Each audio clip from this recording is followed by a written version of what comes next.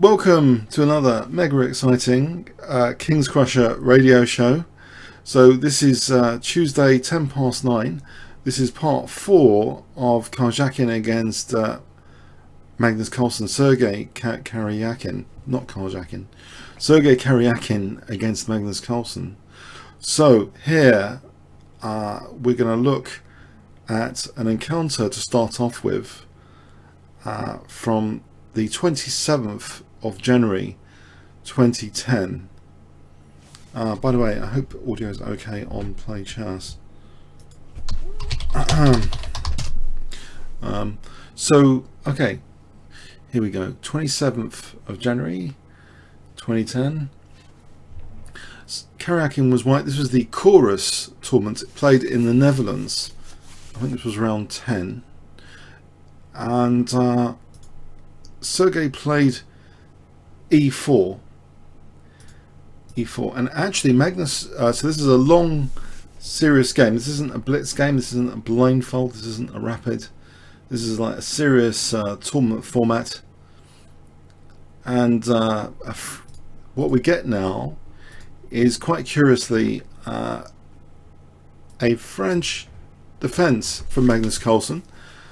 And if many of you are French defense experts or want to know about the French defense from the black side, I could do a quick poll here, white or black perspective. And I'm not telling you the result of the game, although on Play Chess they know the result of the game. But do you want the white or black perspective? Magnus Carlsen is playing black in the French defense. Do you want to see it from white's point of view or black's point of view? Just out of interest, you want to vote now? Well, there's not that many, so if you want to vote, I'll take it into consideration. We'll carry on with the white perspective here. So anyway, Sergey played d4,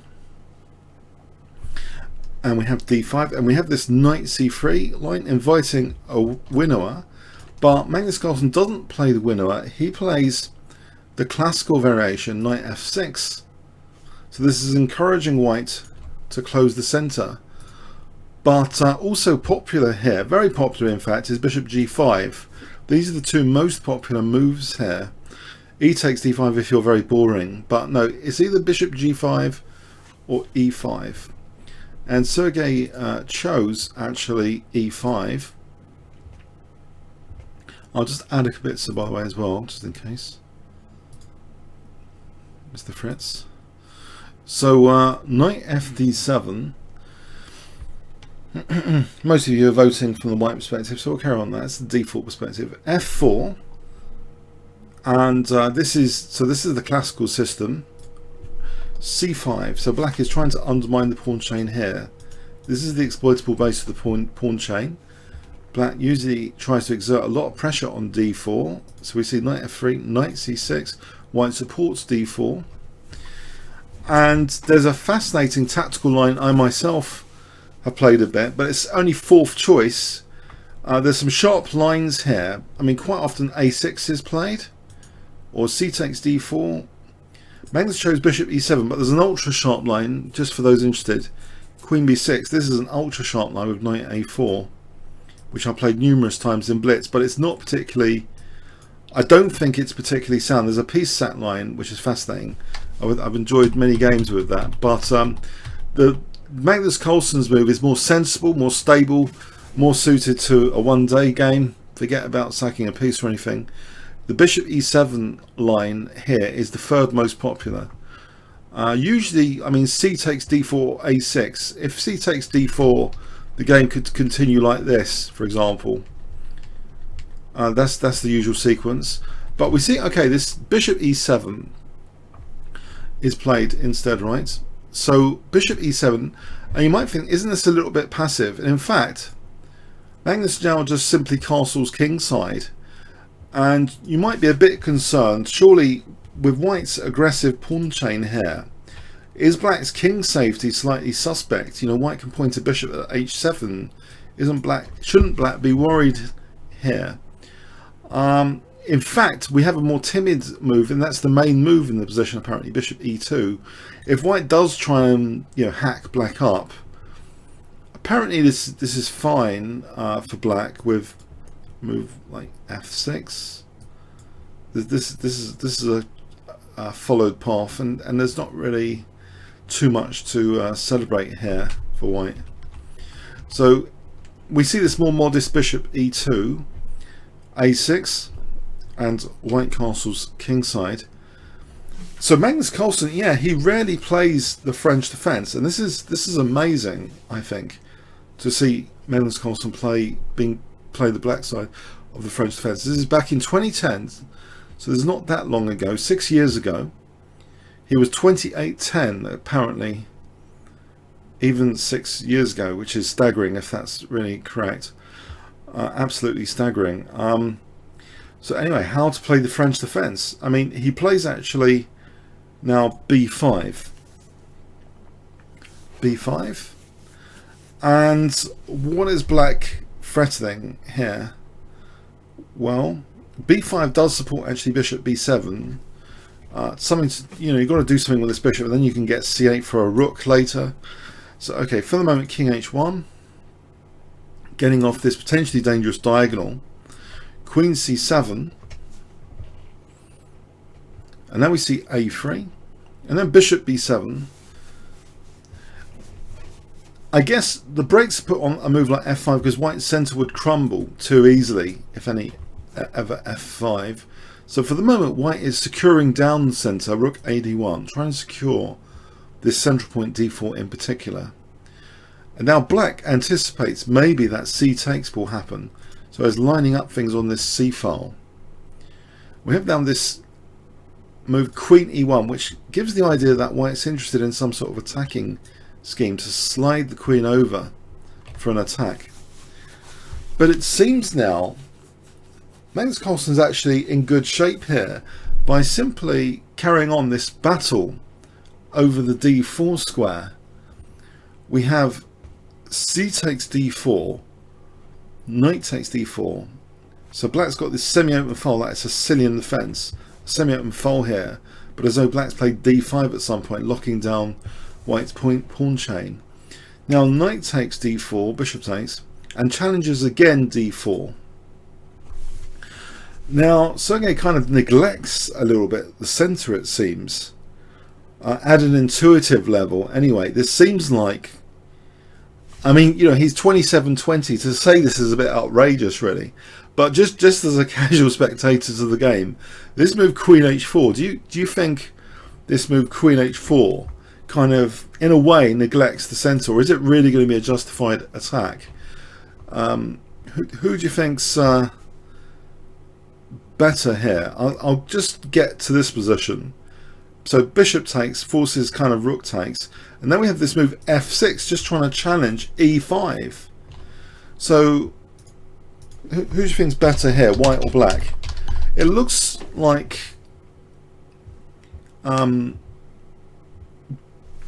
black really has played in a ruthlessly logical manner so far, not taking too much risks, and has a very nice position.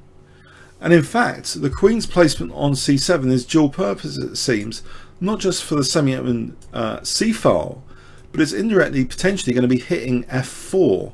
If ever there's ef, we have a target on f4 here. The engine's evaluation, it reckons it's about equal actually, but from a human point of view, we get the idea that, hold on a sec, isn't black's position a little bit easier to play here? Because there appears to be emerging a target on f4.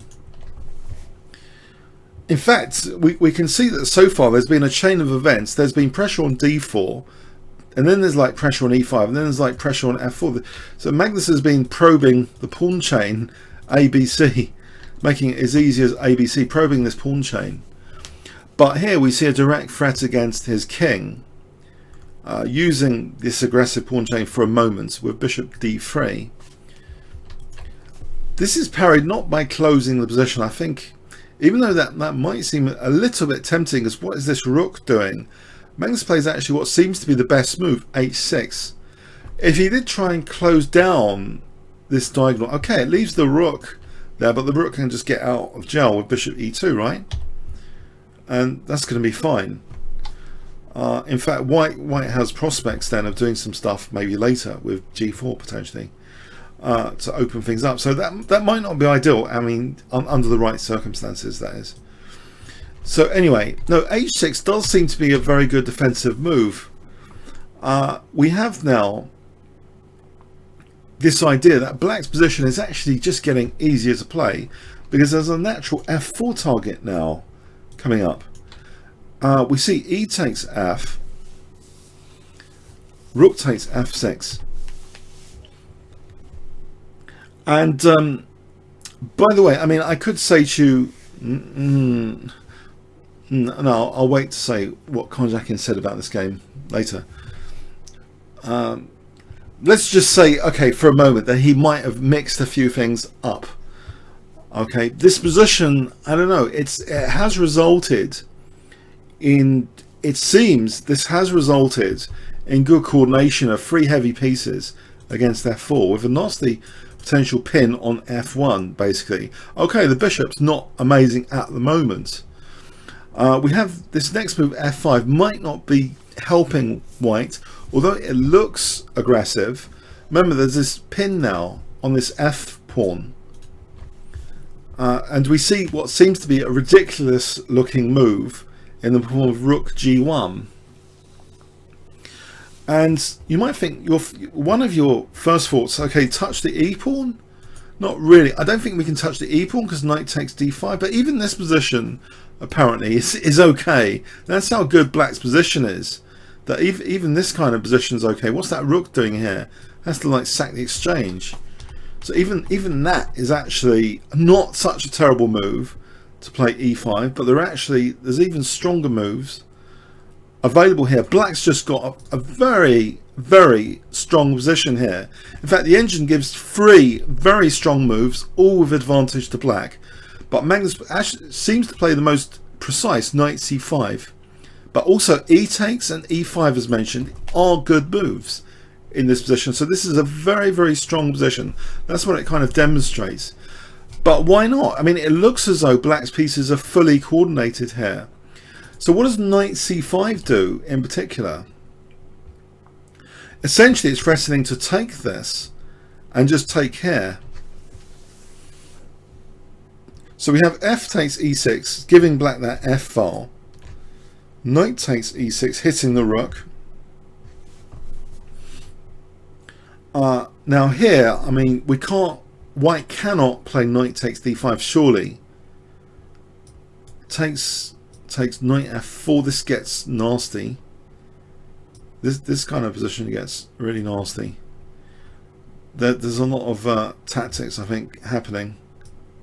For example, like this is a disaster. We can celebrate that f file in some of these variations. So white has to be careful. This f file, the entry point on f1, can't indulge in too many tactics here. Black's got the pressure. It's got that f1 access potentially. We have rook g4 being played, but the knight comes here anyway. So black is in the driving seat. This is a fantastic position for black. We have queen g3, and now the move queen e7. So black now with queen e7 is bearing down on some key squares, but in particular is preparing now d4 without white having the ability to even play knight e4, right? Black's got the e4 square covered, so d4 is coming next, and it's in this position that Karjakin had enough in a way. He didn't resign, but he went a bit radical. He did a radical move here to try and handle things in the light of d4. I mean, if he doesn't do something radical here, as an example, if white plays h3, we have d4 and then this massive bishop. So this position is looking really crushing. What is white actually like doing here? And in fact, black could even create a battery here and start piling on the pressure. It just gets very nasty. White's rooks are just ridiculous. So anyway, Sergey, he's not content with that sort of stuff. He plays an exchange sack here with rook takes f4. Okay, so we have this exchange sack, and what it gets is a blockade at least, which will at least hem in this bishop for the foreseeable future. So it's the exchange down, but at least this bishop is not a monster on the diagonal. I guess that's like the main idea. The queens are also coming off now, so the exchange down. But how does Magnus kind of liberate his position here? Well, the d pawn's not attacked, so it doesn't need to be defended by the bishop. Now this structure is prone to the classic minority attack, not at the moment, but in principle it's prone to a minority attack to destabilize d4 and fracture the pawn structure. Let's see how this is made possible soon. Bishop g4. Now we see g5 on this side, h takes, which introduces even ideas of rook h8 potentially. But it also, this f5 is also potentially useful. Bishop b3. The king comes to protect d5 now. Now we see rook f8 check. Bishop drops back. And you'll see now that the bishop's also protecting b5, which means this idea is getting to be on the cards soon. In fact, around about here, black can now, defending both b5 and d5 means this minority attack is going to come through. And now we see this magic move a5, which aims to do real damage to white's structure with b4 coming up, or rook c8 and then b4. This minority attack is the exchange up as well, of course. So bishop d1, this does release trade-off situation. It does release e4, and actually Magnus forgets his b4 plan here, although it still might be strong. He actually plays king e4, just infiltrating a bit more, and the king's like either coming in like this, and here it seems hopeless, and Sergey actually resigned this position. Now this is different from the entertainment games that we might have had a look, and you can actually tell from the historical points made about the game, even at chessgames.com. It seems you see an entire day of effort from both players was at stake. You know, it's a very high stake game, and there were comments made. I don't know, it seems a bit ridiculous, but there were comments made as if Magnus Carlsen was lucky, believe it or not, apparently at the time. I don't know, by the organisers. I don't know, some people were taking this game very, very seriously, and for some reason, I don't know why, the official site called it apparently lucky at the time. Strange. It's strange. And many people, many kibitzers at chessgames.com have said that you know, Karjakin was just worse. You know, there wasn't any luck about it. I'm not sure why, but you see, you can get an idea. This is a high stakes game at the time between the two, and I don't know, some people are upset. I don't know. But it just seems as though it all went wrong. And I'll read you the exact quote from Sergey here. I mean, he apparently said he mixed like everything up. There's a quotation from Sergey Karjakin from his blog at the time, and it's quoted at chessgames.com. He says against his Magnus Carlsen's blog. First of all, against his 1e4, I chose the French defence, an opening I haven't played at serious level before. He did not get any advantage out of the opening and seemed quite uncomfortable in the middle game when my counterplay got going. After several inaccuracies from him, the tactics in the position all favoured black, and he found nothing better than to sacrifice an exchange for my active knight. I found a precise way to force the exchange of queens and one pair of rooks, and the endgame was easily won. So that was on Magnus Carlsen's blog, and you could also get the perspective on this game from Sergey Karjakin as well, which I'll try and find.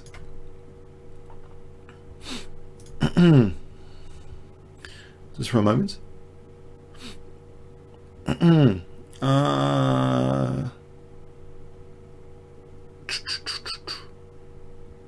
And in fact, this game, by the way, had a prize. GM Ivan Sokolov gave Carlsen the daily prize for the best game, as the same report mentions immediately afterwards that Rybka gives Black a decisive advantage. Rybka was the engine at the time, of minus 1.50 just before the exchange sack, which occurred at about move 26.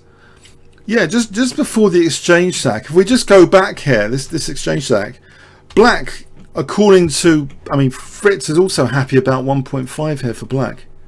Yeah. But there was something interesting Sergey Karjakin said about this game,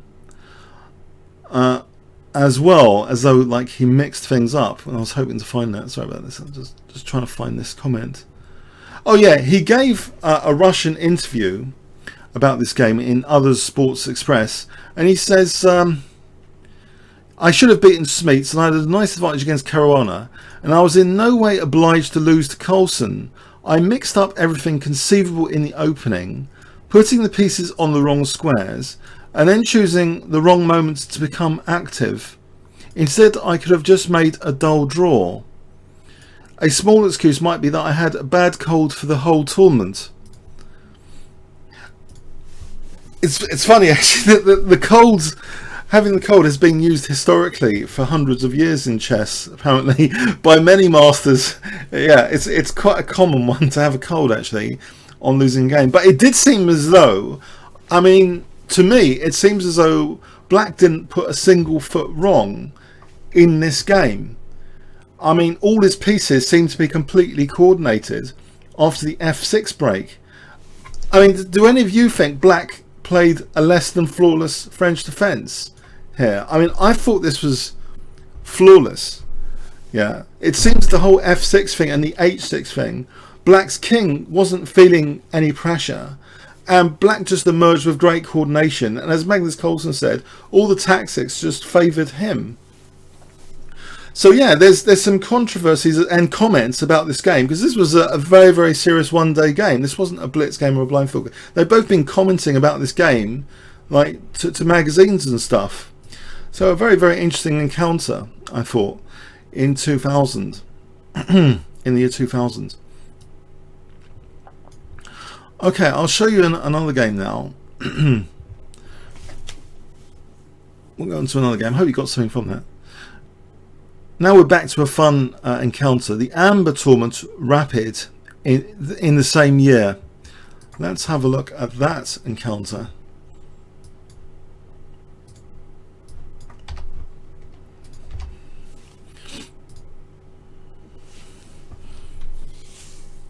Okay, so Sergey was playing white against Magnus in the World... Oh, sorry, this is the World Blitz Championship. I hope this is the right game. I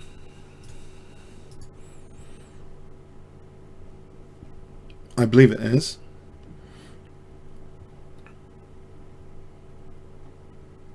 Is it? English opening. Sorry, wrong one. Come on, let's get the right one. Get the right order. So I was going to show you the Rapid game first, not the Blitz game after. So Rapid is usually around 30 minutes with some increments, right? So it's the Amber Tournament Rapid, played in Nice in France on the 18th of March 2010. So Magnus kicked off with C4, the English opening, and we have E5 from Sergey, G3, knight F6, bishop G2, and a kind of reverse Sicilian defense variation in a way, but no, this is English opening territory. So A3. So the standard plan for white, well, is often to play, you know, for B4, for bishop B2. You know, later the C5 is often important. You know, white might want to get a knight to C5. That's the standard sort of plan that white might look forward to, and black looks forward to a kind of binds position when he's bearing down on white's queenside. We see bishop e7, b4, bishop e6, not minding b5 here. On b5, by the way, I don't think this is the main move, b5. I don't think it's very good, actually. White usually castles. I think this is a kind of little trap that you should be aware of. That this is just... although there was a game in the US Championship which challenged this assessment, I remember seeing a year or two ago. But this was thought to be better for black. And there's a trap line here, by the way. This wasn't the game. b5 wasn't played. But I'm just for those theoretically interested, there's a trap line. If you take here, then you're asking for big trouble after bishop b3. Yeah, that's no good. So, but this is just worse. If you protect b3, this is just worse for white. It's supposed to be worse for white anyway. So yeah, you're not supposed to play b5. Castling is a good move. And black castled. This is the main kind of move. Hundreds of games from this position. And quite often either d3 or rook b1 is played. Here we see rook b1. And black usually reinforces now e5 in advance of b5 might actually be on the cards. So black reinforces e5, so be able to not fall to bits after b5. We have d3. Again, it's probably premature to play b5 here because of knight d4. And if knight takes, e takes, this is just good for black because we're swapping off this defensive bishop. And black's improved the pawn structure, bearing down potentially on e2. So this is supposed to be good for black. So you've got to be careful with this b5. It's kept in reserve. We see d3. This is the main move, keeping this in reserve. Knight d4 is played anyway. But with d3, that d2 square can be used now, keeping some tension in the position. Knight d2. In fact, the threat is now really bishop takes b7. That's parried. Bishop is blunted. The knight is kicked, and maybe this was slightly controversial because e3 weakens d3 for that moment. Engine's saying to keep the pawn structure as stable as it is, actually, like with this move. If black ever does this, then we can pop in here. It's not so bad. So this position's not so bad, keeping the pawn structure like it is. But the way Magnus plays it now in this rapid game, he plays e3. It's double-edged because we're exposing this d3 pawn. And black's response is knight b5 with tempo. So d3 is also hit. So there's a bit of uncomfortable pressure here. White does get to double the pawns. But this pawn is actually quite kind of nifty. It's bearing down on light squares. Black is threatening now queen takes d3. But also knight a4 is supported by this pawn, which could be a nuisance looking at c3. We have knight b3 protecting d3. Now we have queen d7. And here it looks tempting maybe to some to play knight c5, but actually black seems to be okay. Black could just take and play knight a4 because the queen's actually protecting b5 here, so we're threatening knight c3. So that's not such a big deal to play knight c5, it seems. White actually plays knight a5. Magnus plays knight a5, so he's threatening this pawn. Now that's interrupted that diagonal with knight d5, now really threatening knight c3. Just the full queen and rook. So bishop b2. We have rook ac8. Now if I was to ask you who do you think's better here, white or black, so who do you think's better in this position? So if you've just come, this is Magnus Carlsen playing white against Sergey Karjakin. This is in a rapid tournament, Amber tournament rapid. So black's just played rook ac8. Do you think black's worse because of the double pawns or something, or do you think black's better because of the double pawns controlling squares? Well, this one in particular. So who do you think's better here in this position, white or black?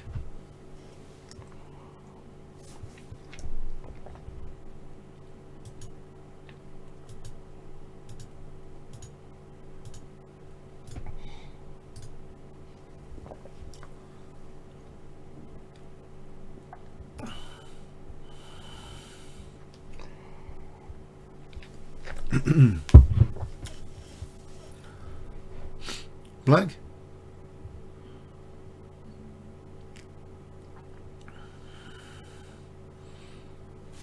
Yeah, you think black?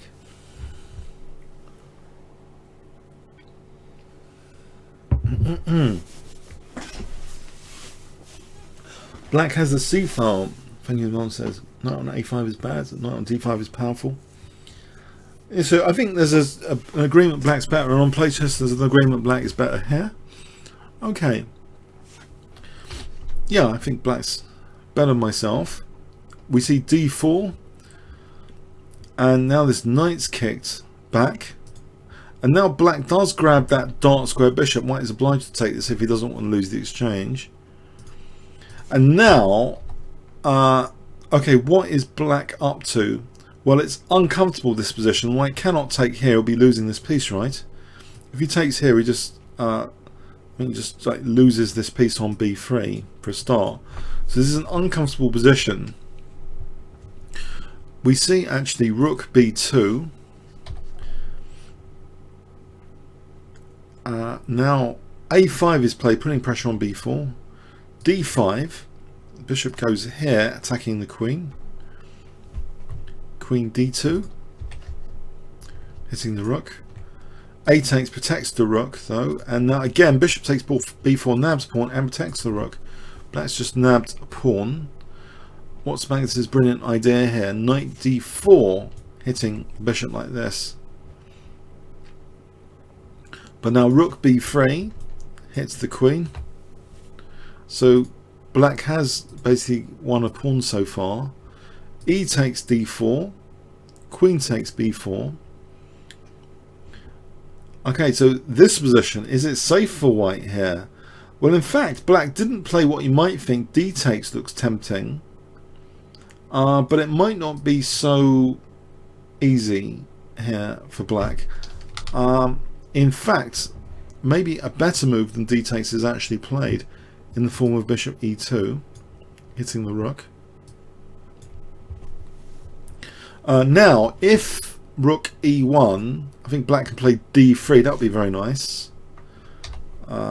With tying down the rook, and that's a dangerous pass pawn. You don't want to allow that. So actually, the rook went over here. Now again, I mean, you might think d3. What's wrong with d3? In fact, d takes e3 was played. If d3, let's have a quick look. Okay, there might be the possibility of d6. And this might be okay, start to be okay. If the queen can come here, it's supporting this pawn and holding up this pawn. But anyway, we see actually d takes e3, fragmenting white's pawns a little bit. Now bishop c4, h3, queen c7. This h3 is a bit weakening, by the way. Maybe it was unnecessary. It does weaken g3. Possibly d6 might have been a better thing to try, but it's a rapid game, so not too much scrutiny should be placed on the moves. Queen c7 looks at this move, this pawn. d6 is played now, but queen c5. You don't want to give black connected past pawns, so the queen retreats. Queen e5 looks at a1 and g3 now. So this is winning a pawn here. This is starting to look pretty bad now for white. Queen d4. Now white is threatening like d7 though, potentially, and maybe taking here. So black plays rook d8, targeting d6 immediately. Now d7 is played, but there's a very clever defensive move played in this position, which actually appears to be the engine's top choice. And in fact, this is an amazingly sneaky Karjakin move, which we've seen him in many events since. You see, there's a weakness in the last move. The rook's not controlling some key squares after that. And yeah, a cunning move which is now made available here. I think this is brilliant, this next move by black. It seems to be the most accurate. Can you guess? Black to play here. What does black play in this position?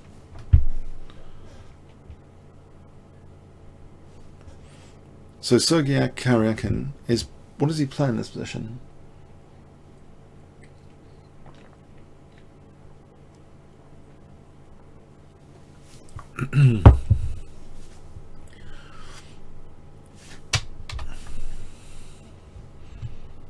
Any ideas? It seems to be a fantastically strong defensive move made possible by d7. You see, white, if we examine what white is really up to, white really wants to like take here, yeah, and hit this rook, and it will be threatening check. Yeah, the defensive move is king f7 to take some of the sting out of queen takes b6. Queen takes b6 now. Whoop, pardon me, sorry, I wish I'd shown you. Okay, it's looking at d8, but it's not with check. That's the key thing. So that gives black the chance now to threaten mate. So this is not check or anything. So black's threatening mate. The rook is forced on the defensive and then safely taking the pawn. So that was a defensive achievement already. Okay, Magnus picks up the b5 pawn, but now loses e3 with check. And now this bishop e6 defends that rook. We see black 2 pawns up, check. Keep trying to get a pawn back, but alas, there's a very dangerous check here. Now there's a very dangerous check here. And yeah, unless white wants to lose the rook, he has to play rook g2 now. But can you see what black can do in this position? And this is the final little combinatory sequence. Black to play here. What would you play with black? In fact, I'm thinking, should we flip the ball back or not? Black to play here.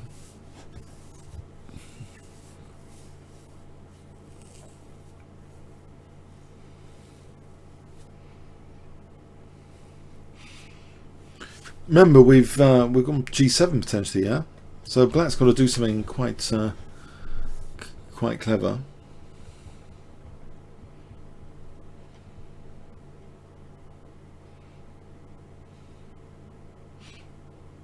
We've got the right position, yeah. The queen's attacked.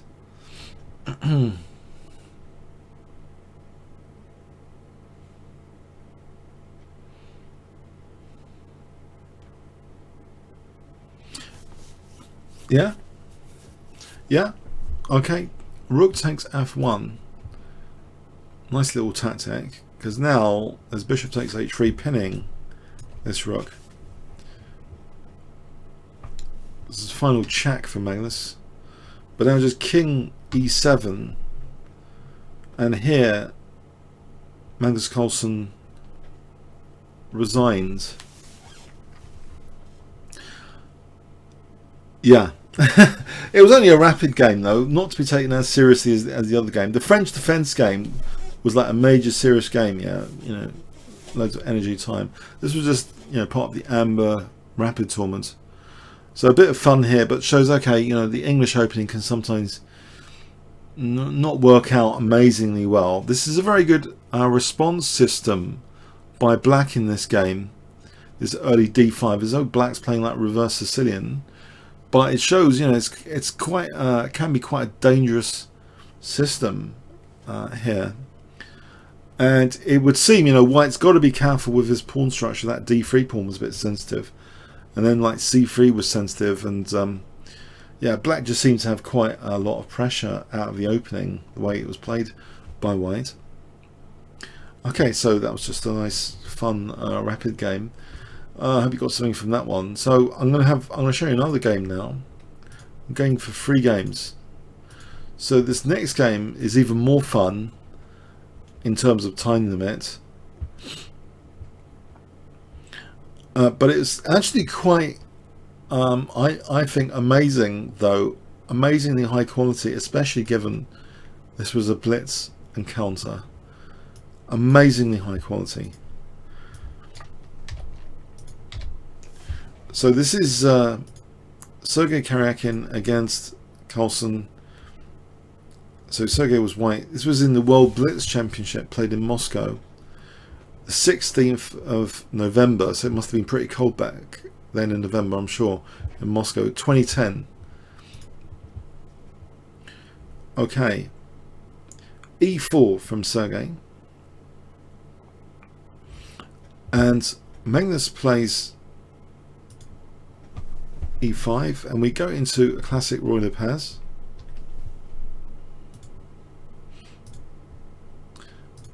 And we see knight F6 here, and then bishop E7, B5, classic Roy Le Paz territory. Thousands of games here. D6, castles H3, and it's Breyer. We get a Breyer, this knight retreat, classic Breyer knight retreat. To going here usually. D4, knight goes here, supporting E5. Pretty standard stuff. Rook E8. We see A4, bishop F8, bishop D3 looking at B5, C6 supporting B5, but this is very theoretical. Still B3. And quite often G6 is played in this position. Magnus chooses actually Queen C7, just to give you an example of G6, which is even more common. So black is just fianchettoing there, and this is a like common thing to just play for D5 later. Get some liquidation. So anyway, G6 is very common basically, and that was a well trodden path example. But here we see Queen C7. So the bishop not committing to any fianchetto, not weakening the king side that much at the moment. Queen C2, and quite often G6 is played here, but Magnus again suddenly refuses what seems to be one of the more popular moves, G6. Instead he actually plays now this, and we're coming really out of book now. Yeah, Roy Le Paz is deep territory. So Rook AC8.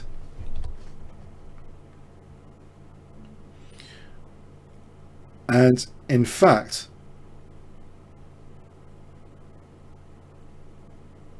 I would say there's an advantage. Okay, I'm going to ask you what you think about this. Why Magnus didn't commit to G6, which was popular earlier and is also popular now.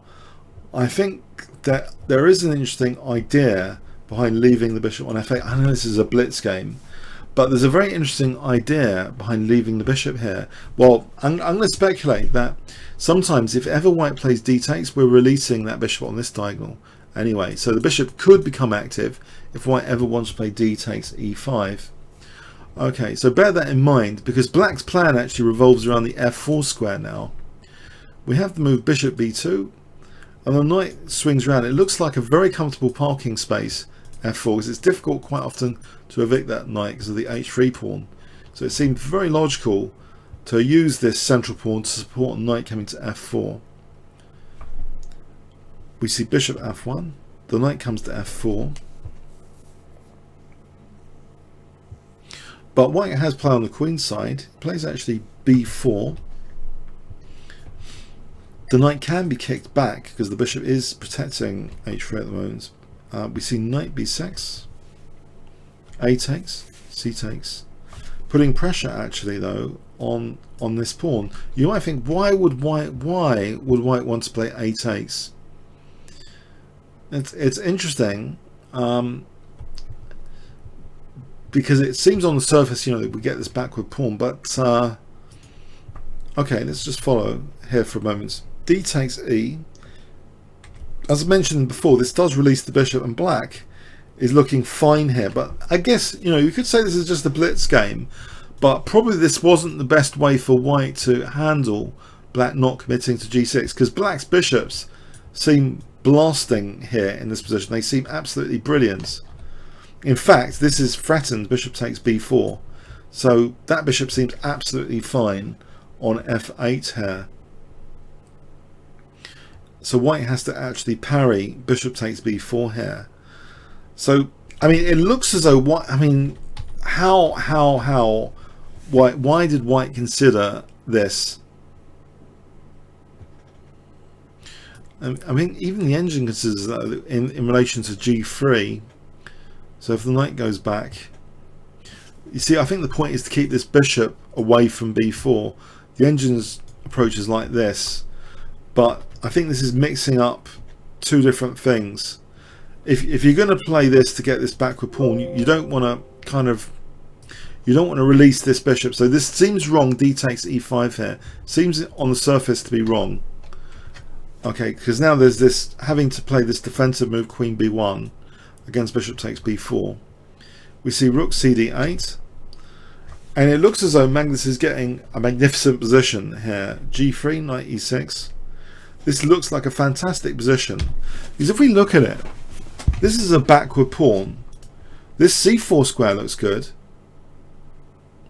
Black's bishops look good. Everything looks good about black's position. In fact, there's also this possibility of knight a4 to torture c3. And in fact, that's used now. We see h4, knight a4, threatening knight takes c3. So white's definitely looking to be extremely passive here. And in fact, this d file now is looking gorgeous for black. Just the double rooks, which is what exactly Magnus does. This looks like a fed up bishop.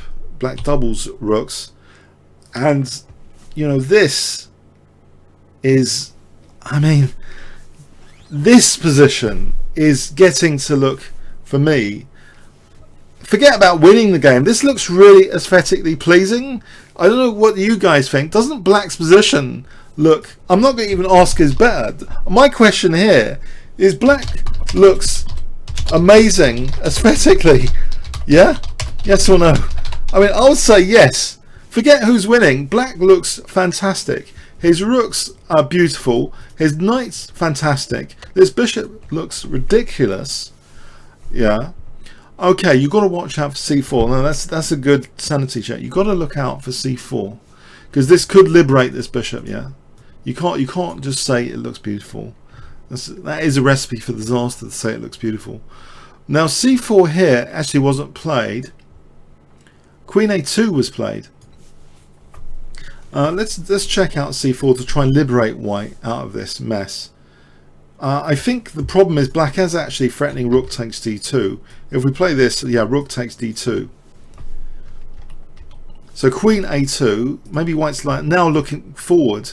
So some tactics like knight c4, just to try and exploit this slightly vulnerable knight. It's potentially double-edged, that knight, with knight c4, because white's got some control here and pressure. Okay, so then this knight, which is potentially a liability, actually just comes back to cover the c4 square securely. Keep this bishop locked down on a1.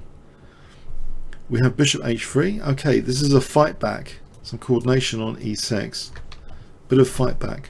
That's just protected. We see now queen c2. But now, yeah, we see knight d4 exploiting this little tactical idea, this pin. Queen b1. Knight takes f3. And now with the doubled rooks, this infiltration here, rook d3. Surgery is in process of white's position. This looks like bad news, this infiltration. The bishop is dropping back. But now knight c4, this bishop looks absolutely miserable here. It looks like a crushing position. I know it's just a blitz game, we shouldn't get too excited, it's just a blitz game. Okay, rook a2, h6, depriving any knight g5 stuff. This is just positional murder, really, at the moment. Black has to watch out for any points of liberation which would lead to deep regret. If you lose a position like this with black, you're going to be really annoyed. Yeah. So no, we have to be still careful here. We see knight d2, forcing move hitting the white queen. But now there might be a glimmer of c4 in the future. This is stamped out, queen c4.